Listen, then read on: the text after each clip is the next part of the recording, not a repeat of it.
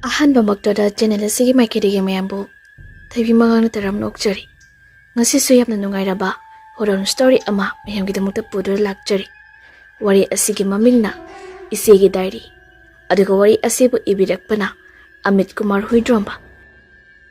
ꯑꯗꯨꯒ ꯃꯤꯌꯥꯝꯅ ꯆꯦꯅꯦꯜ ꯑꯁꯤꯕꯨ ꯅꯨꯡꯁꯤꯕꯤꯕ ꯑꯣꯏꯅ ꯋꯥꯔꯤ ꯍꯥꯞꯄꯤꯅꯤꯡꯕ ꯏꯆꯤꯜ ꯏꯅꯥꯎ ꯌꯥꯎꯔꯒꯁꯨ ꯃꯊꯛꯇ ꯄꯤꯖꯔꯤꯕ WhatsApp ꯅꯝꯕꯔ ꯑꯁꯤꯗ ꯄꯥꯎ ꯐꯥꯎꯕꯤꯔꯛꯎ. ꯑꯗꯨꯗꯤ ꯃꯌꯥꯝ ꯋꯥꯔꯤ ꯑꯁꯤ ꯀꯔꯤ ꯀꯝꯗꯧꯕꯅꯣ ꯍꯥꯏꯕꯗꯨ ꯃꯌꯥꯝ ꯄꯨꯟꯅ ꯑꯃꯨꯛ ꯇꯥꯃꯤꯟꯅꯔꯁꯤ. ꯕꯣꯕꯤ ꯑꯉꯥꯡ ꯑꯣꯏꯖꯔꯕꯁꯨ ꯏꯃꯨꯡꯒꯤ ꯑꯋꯥꯕ ꯄꯨꯕꯗ ꯁꯔꯨꯛ ꯌꯥꯔꯤꯕꯅꯤꯅ ꯋꯥꯈꯜ ꯂꯧꯁꯤꯡ ꯐꯅꯌꯥꯝꯗꯤ ꯂꯩꯔꯤ. ꯃꯍꯥꯛꯀꯤ ꯑꯃꯈꯛ ꯉꯥꯏꯔꯕ ꯃꯆꯤ ꯁꯤꯃꯥꯁꯨ ꯑꯁꯤ ꯃꯉꯥꯏ. ꯌꯥꯝꯅ ꯅꯨꯡꯁꯤ ꯆꯥꯟꯅꯅ ꯂꯩꯃꯤꯟꯅꯕꯅꯤ. ꯑꯗꯨꯕꯨ ꯃꯈꯣꯏ ꯃꯕꯣꯛ ꯑꯍꯜ ꯑꯣꯏꯔꯕꯤ ꯑꯗꯨꯅꯗꯤ ꯀꯩꯗꯧꯅꯨꯡꯗ ꯃꯆꯦ ꯁꯤꯃꯥꯕꯨ ꯏꯔꯦꯟꯖꯅ ꯂꯣꯏꯅꯕꯤꯗꯦ. ꯃꯁꯤ ꯕꯣꯕꯤꯅꯁꯨ ꯈꯪꯂꯤꯕꯅꯤ. ꯑꯗꯨꯕꯨ ꯑꯉꯥꯡ ꯑꯁꯤꯅꯗꯤ ꯀꯔꯤꯕꯨꯗꯤ ꯉꯥꯡꯂꯨꯅꯤ ꯇꯧꯔꯨꯅꯤ ꯍꯥꯏꯕꯗꯨꯃꯛꯅꯤ. ꯂꯥꯏꯕꯛ ꯊꯤꯕ ꯊꯧꯗꯣꯛ ꯑꯃꯗ ꯃꯃꯥ ꯃꯄꯥ ꯄꯨꯟꯅ ꯑꯦꯛꯁꯤꯗꯦꯟ ꯊꯣꯛꯄꯗ ꯂꯩꯈꯤꯗꯕꯅꯤ. ꯃꯗꯨꯅꯁꯨ ꯃꯃꯥ ꯃꯆꯦ ꯃꯈꯣꯏ ꯃꯔꯤ ꯄꯨꯟꯅ ꯂꯝ ꯀꯣꯏꯕ ꯆꯠꯄꯗ ꯁꯤꯃꯥꯒꯤ ꯑꯄꯥꯕ ꯄꯣꯠꯁꯛ ꯑꯃꯈꯛ ꯅꯤꯡꯉꯥꯏ ꯇꯧꯔꯛꯄꯗꯒꯤ ꯃꯗꯨ ꯂꯩꯅꯅꯕ ꯍꯣꯠꯅꯔꯤꯉꯩ ꯃꯃꯥꯒ ꯃꯄꯥꯒꯗꯨ ꯑꯦꯛꯁꯤꯗꯦꯟ ꯊꯣꯛꯄꯗꯨꯗ ꯈꯨꯗꯛꯇ ꯂꯩꯈꯤꯗꯕꯅꯤ.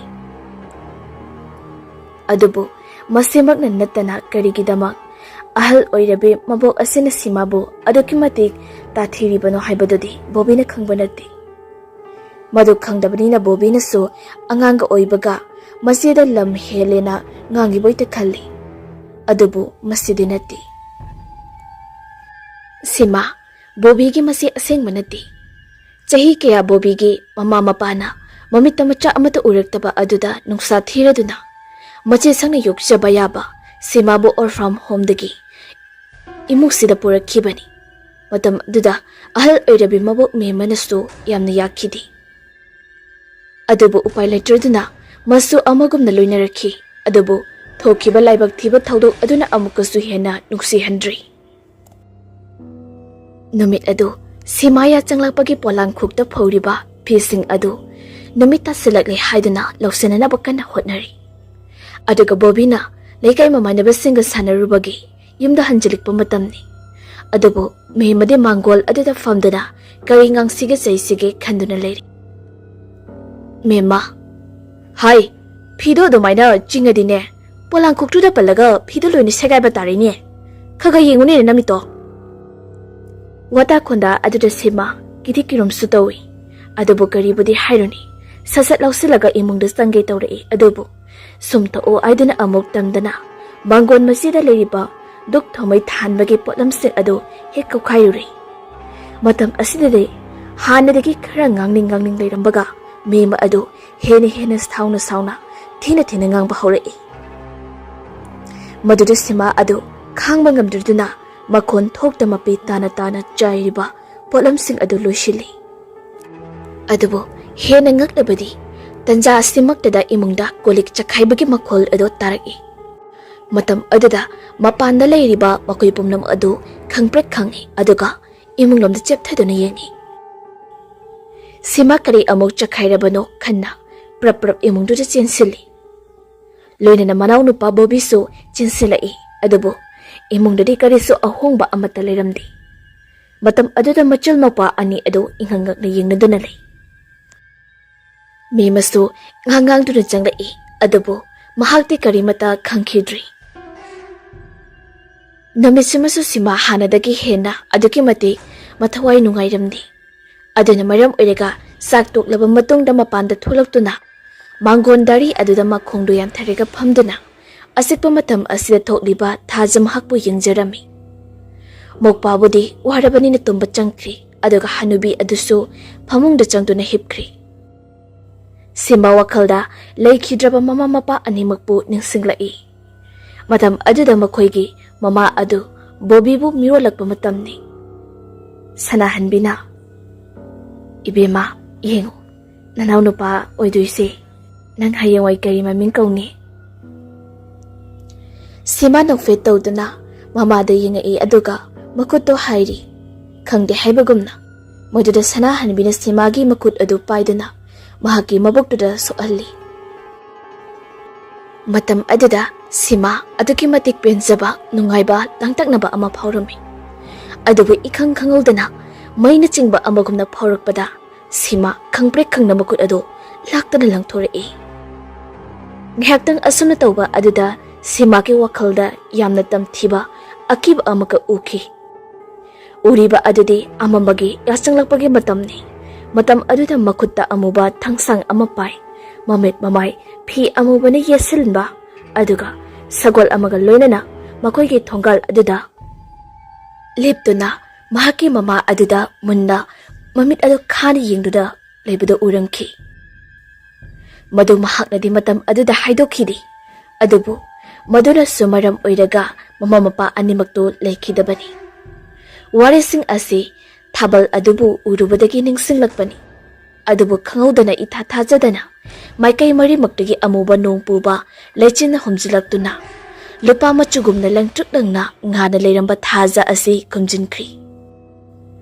nongsisu liliri sitpa haurakpada sima wakal adu gyan khangnak lai ngasai mekai monrang amada leiruri haibasi adubu hek tan chanarubani haigadra khangdi sumang matonda leiriba polangkhok aduda phanek manma phi ama nongsit ki sahumda liriri tawbada urai amuka hena sima adu mamiching lai aduga phamlambadagi phuk haugatlaga phi adubu lausinba tholai adubu laibak thibani phi adu polangkhok nantharaga ingkholomda paisinkri sima onthokpani khalle aduga seliba mapi phanek adu khre khajik takhatuna singkhatlaga amamba marak asongba napi marak asida changsinba haurai sima khongka amani thangba dangairi amuba nong aduga loinena liri sitliba nungsit maret aduda gurung khongba haurai maduda amusu hek mathakta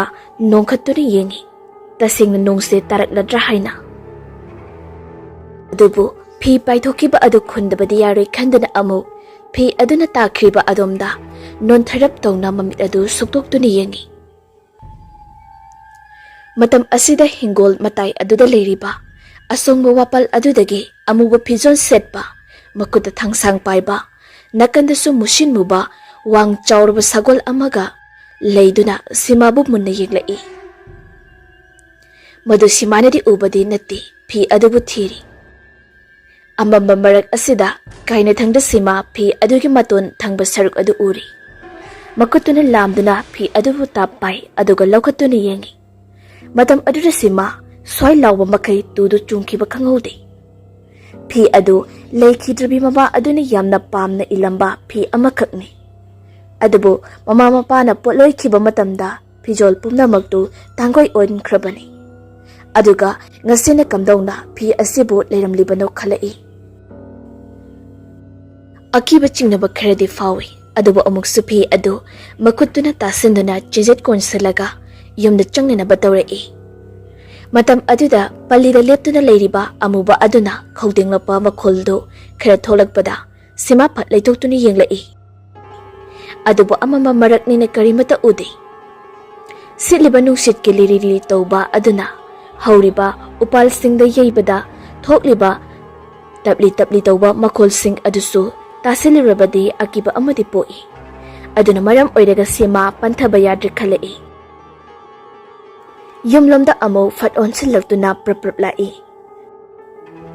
sumsum kirakpa haibadubu tungdagi kanagumba amana nangsidagi imungda prap sangkhro haibadongna ilakpaga chapmani asamna sima hobe changlakpaduna mangol adu kakhallaktuna mamang thong adu fatchangi aduga onthoralaga thong adu lonsali adubu lonsinbagi thong adu haizilakpada sumang aduda amuba ama chap yungna leptuna mangoda ngasai makai yengbadongna leiramliba adu ubada sima sor du chap launa lepki aduga thong adu thingki thong di thingjiluri adubu haiphet uhoba adudi sima masadu nervous satkri second target nipan mu leiraga thong adu amuk fat hangdokpadadi kana su kari su leiramdri sima ta sengna chingnabata natana akiba amati faurabani adubu kanada tamluni kanada nauthi saruni haibududi leitabani thong adu amulon sele aduga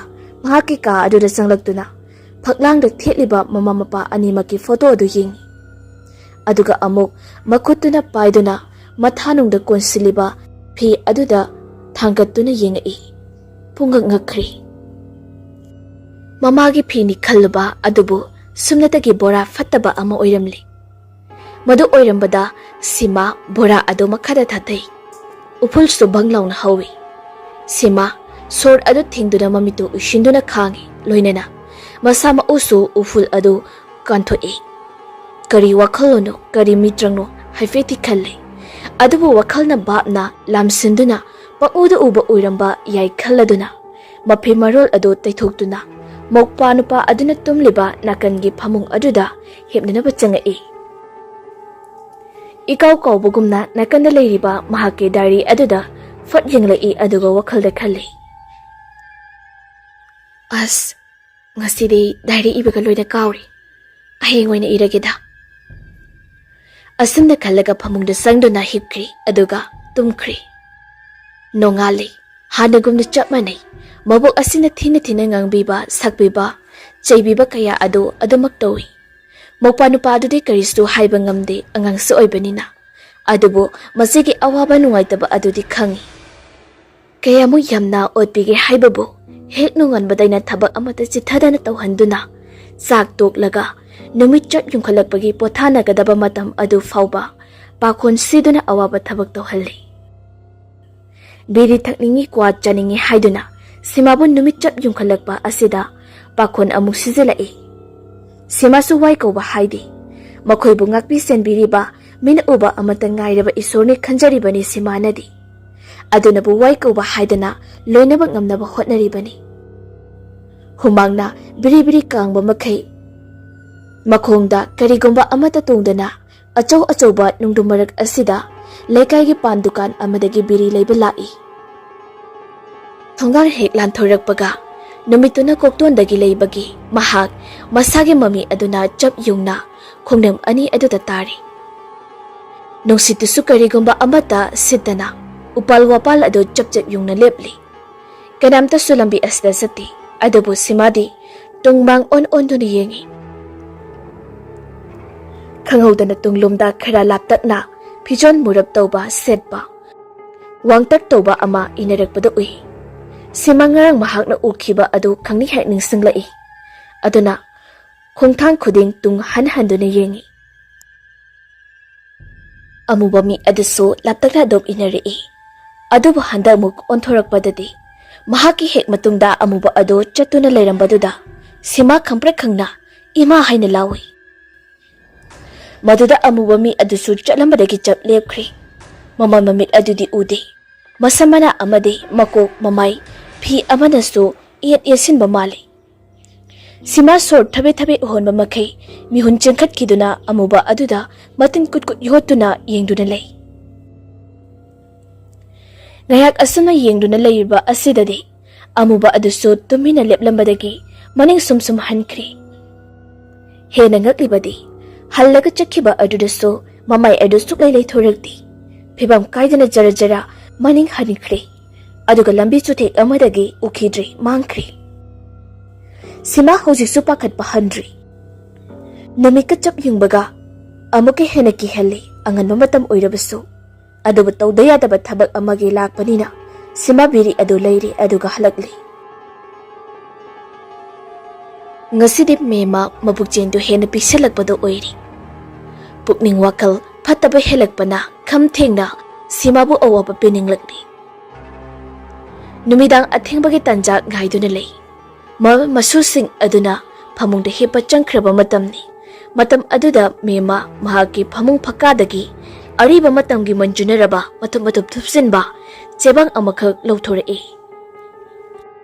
matam aduda akanba nungsit amakhakna leikaigi mang adudagi humdorei lambi sorokta akanba nungsit adu memagi yumtamna paisalei pairakliba adu tapna sagol thauba amuba thawai amagi ba ongda onthorakli aduga memagi thongal tamna paisalei matam asida imungda thaliba thangmai khudingmakto khapba haurei aduga mamang thong aduda danglauna thomsilei maduda meman nufret tawi mahakna matam kuirabagi mamangdagi sizanarakaba sargar yauba ngamdraba thawai asibu ngasisu mahaki manakta mahaki aningba apamba pinanaba lakli khanbada simasu tumbadagi uithirurabani adobo dong lauba makol ama taki haidra mamit adu fatpa ngami koyang yangami mahaka aduga amuksu mawpada tumliba aduda haipet yangami aduga adumag tumthakri memadi sebang apakpa aduda phaktoraktuna hanadagi peksinduna thamba potloifam mang adudagi kwalakpa ud adu khaw amadagi lauthoriklaga chebang apakpa aduda chaithoi matam aduda tapna apikpa maongda sagolgi khongul adu tapna tari aduga akonbada sab lepkhiduna mi amagi mami amuk tarakli maduda yenglaga nokfet tawduna mi mana hairi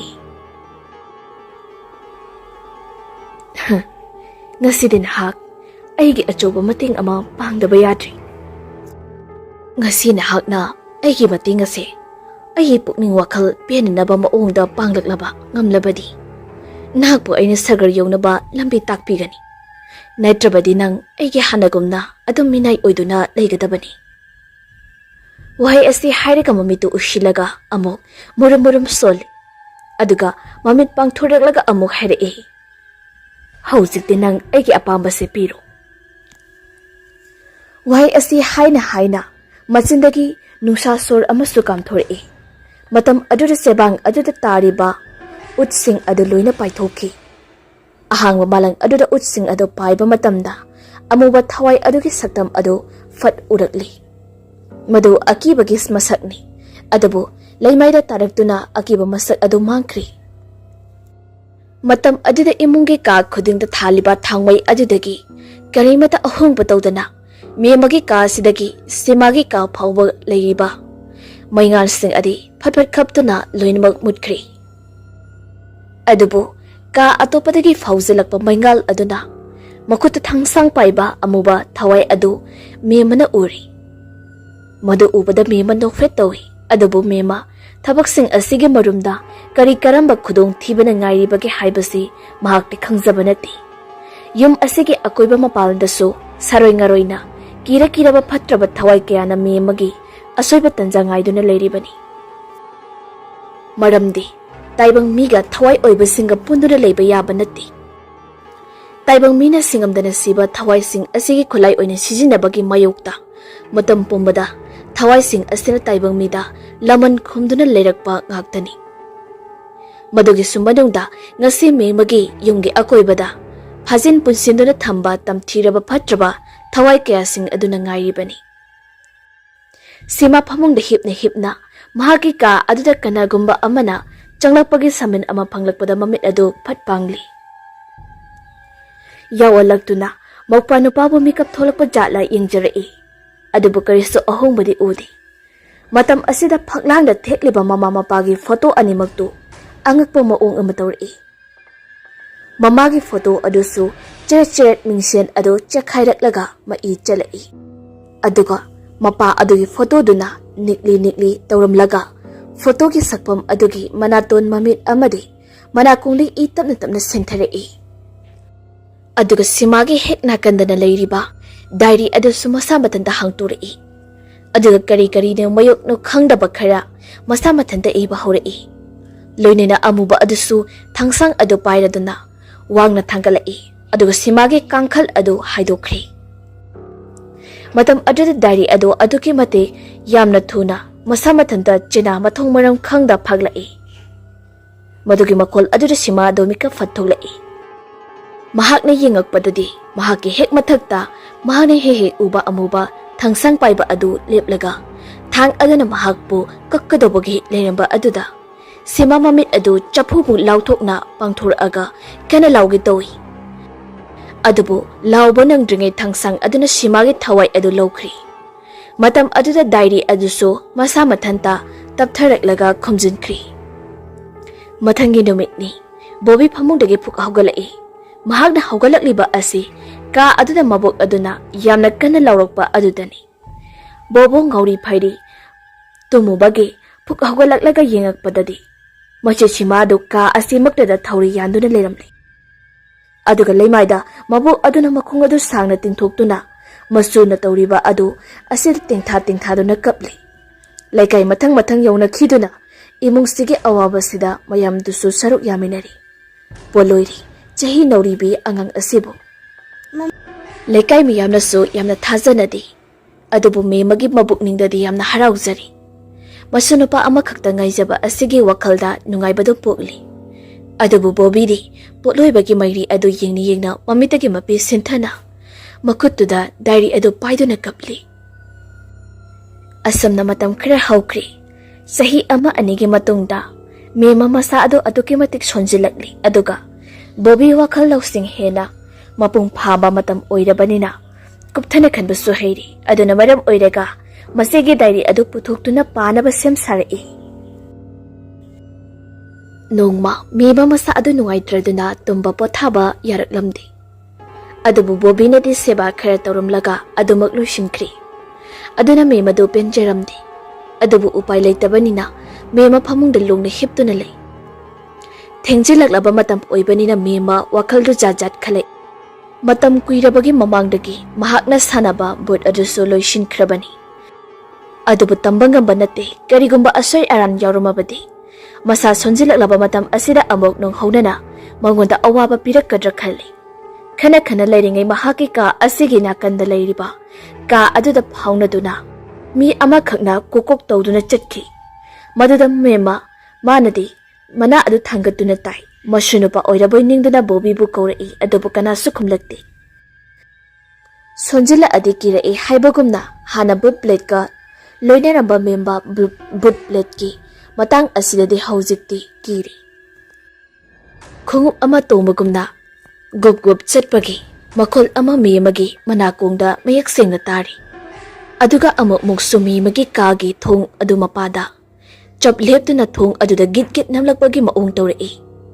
Maduda mema kirakli yamna kanna ngangbodi ngamdabanina kanano bobi haiduna hangi adubu kanamta khumlakti.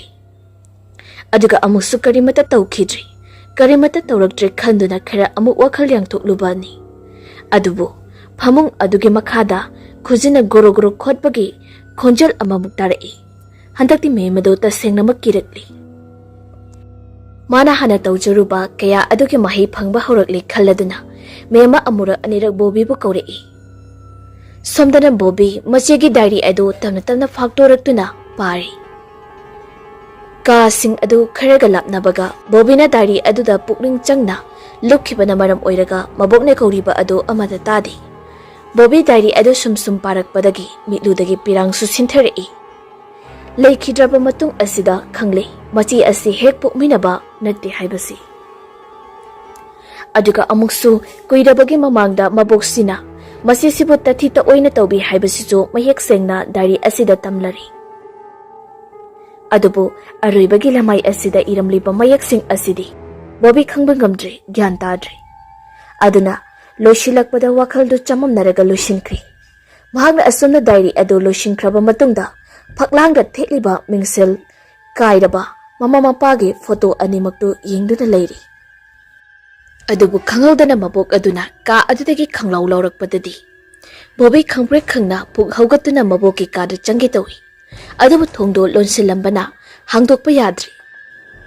Kana namdanda tawbadagidi korathangda namkhaiduru changubadadi mema adu mapi ororo taba makai kaptuna masa adu thak niklaga leirami. Maduda bobi chensiduna phi ama tawraga mabok adugi humang luplaba mayam adu mamami adu taithokpirami. Matam aduda ningamlaktraba mema wari pumbado kamna liratli. Bobi su khara makaidi khanglabani adubu maboktuna asoibadu masana yajarakba matam asidadi miyoiba kaubanina ngakpidabadi ngamdri. Hauji makhoigi mangda tariba awaba haibabu mafam marang khangdraba tamthiraba but aduna aki akhang amadi khudong thiba nangalakadra haibasini. Matam asida bobisu masegi diary aduda gyanmen tadabana iramliba mayek adu wakhal thoktri khanjilubada karibu oirangadabana haibangamdi. Amuk sumaiti mek manba mayek kayamarum ama yauri adubu hek munna yengsilubadadi khangba ngamdri. Aduga karigidamakta akaknaba thawai asina atamnana makogi imung asida yengsilibano haibasisu Bobby kanjalubada ngamdri khangningbane sulangtak nahalli asumna masumaben ahingsi mafamduna awaba wari kaya adu tengtha duna tamli liri athengba ahing kauba mahakna tapna phibam asibu khudum chankhiduna Bobby tumninglakli mabok asidi wakhal amada ungduna tumningba machet amata fawkhidri Bobby tumningladuna maboki manakta hepli adubu mabok asidi tawjaruba pap kayagi mahini khanjaraduna singamdana sidogi saruk kudak asid thawai lobiduna thawai tharage phawba khallabani adubu miyoibana akiba phawriba asi sikraba matungda kari oigani khangdaba asini aduna maram oiraga amamba asina mangonda piriba akiba si adumak mapung phari phaklangi gari adu tek sum satli matam adusu sum pung aniroma tasingkri pung chikpa asi phaklang gari ge makhol aduna ka asi sinba tungna pungninili thaliba thangmai asisu lengdan aduma ngali adubu maram laitana matam sadana khapli tawrakpa aduda ungduna leiraba mema mamit adu khangsing singlai khapli tawba maingal adugi mangal aduna phaklangda tabada karimata leitaba mafam asida mi ama leibagumna mami ama tarai mema munna tariba mami aduda munna yengi migi ma omanba mami adu mayek tamna sengtori aduga makuk aduda masam joy tarakpadawna manba mami su urai loinana makut aduda thangsang ama pairakpagi mami amadi mahaki hek manak aduda tunglomda tapna sagol ama thori madu ubada me makhangli thawai asi mahakna matam kuirabagi mamangdai sanarakpa thawai amaduni haiba phaklan asya tariba maung asi asum yengambadagi mema phamungdagi tapna masunupa adu hepalamlaga kumtharei aduga phaklak manak aduda jangsilai matam aduda phaklang adudagi mami aduna tapna makhut adu tingthoraktuna memagi mangsamda tap pairei mema tu khyok songbaga loinana khawri kanna paisalakpadagi sor adu thingkhri sininglabasu sibaki ba haibasina maram oiraga mema makhut aduna amuba adubu thadoknaba kana hotnei adubu ngamde tabna thangalaktuna mema makhong lebakta tadri yamna wana mapira chelaba matungda tumliba masunupa aduda yenglai kanbiyo haibagi maongda tabna amuba adu faklangdagi makuk adu lithorei handamukti uri lithorakliba thawai asigi asengba saktam asi adungai matam British ki matamda singamda sikaba British sipai singna yamna thina utpi nei biraba matungda hatkiba maitai macha ama oiramli asukkiba matam asi hinglingai matamda su atpiba naibiba aduga thawai tharaba matung sibhaubada lairam lenda kahanba ngamda memana phajinduna minai oni sijinabagi damak aduki matik mayai kallaba thawai ama oiramkhibani adumuk ngasidi memagi thawai lauragi khalakbani mahaknani simagi diary aduda irakliba ariba matamgi maitai aikhoigi asengba maitai mayekki mayek adubu hauziki na harol stingna adu yengba matamda uba matamda khangba ngamdri wari aduga diary aduda iriba mayek adudi aibu phajinduna thamganu aibu thadokpiyu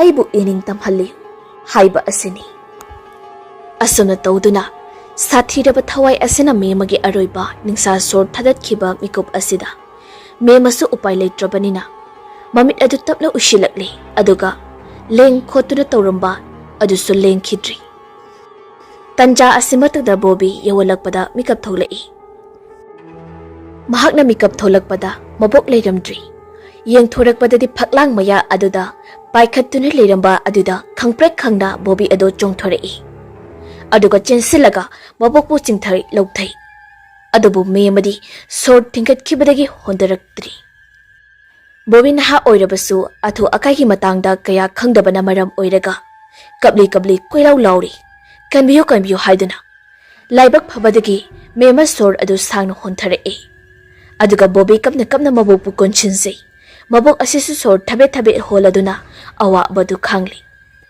Bobina laugiba adudasu tahoba yauraba yumthangnabagi makhura amadi madom chadu chinsilai. Maduda tawramliba adu kari kamdawano hangbada ngairi. Memal ngauri phairi kana laurai. Aduga Bobby amadi leiriba atayuda changlakanu haibagumna senthoki. Adubu imung aduda oibanina chenpham leitraduna kachin amada changduna mathanta pangkapta kappi. Bobby su tanaduna chensin gitawbadadi mema mamito ishinduna kappa lauba haurai. Pumnamak ase kamdawribano haibadodi mema khaktana khangani. Mema mahaki mamita Bobby bu Bobby oina udri. Yamna hainadraba akiba saktam ama oina ukri. Loinana sanga iba yumthangnabagi mising adusu tamthiraba thawai kaya bud kaya oina ukri. Aduna maram oiraga kiduna lotpani chenbani. Kachin aduda mema changa iba mising adu yengba ngamlaktabadagi mamit adu khumjinduna khangi. Adubu uishilaba phawba adum uduna leibadagi mema makut khuzin aduna mamai mamit adu goro khotatli. Maduda ina punglublublay. Bobby su sensilaktuna makut paiduna khami adubu law khongbagi khonjel siraba memagi akiba khonjel aduna Bobby su khara khazik khautak sai aduna hantui.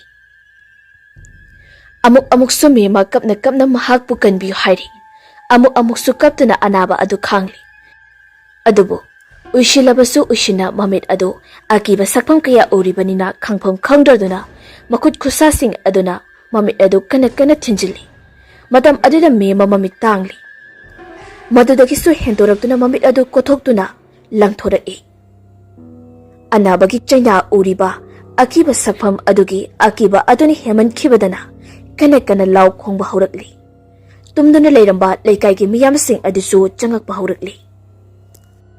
Adubu mayamsing aduna yausilakpadadi mema ngauri phairi chenbada ugi chawkri tekadobagi ngaiduna leiriba aduda yaisinbadagi tekhiduna adugi machin tumba amada thabak adu thumna thinkri. Matam aduda memana machi lengkhidri.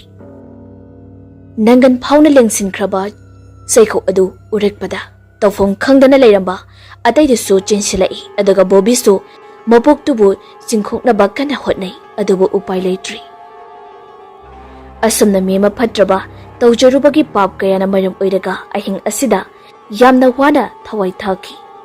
Hauji imung asida Bobby mathanta bakna heuri.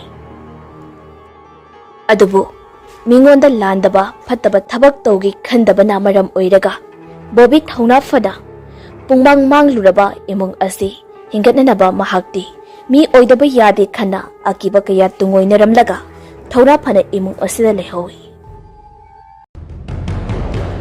Matang asida wari asi loijari. Wari asi ayhangna patokjaba matamda soikelankiba taba nuaitaba mayam ama yawraklabastu mayamna pukchel chawna ngakpiyo haina haijari.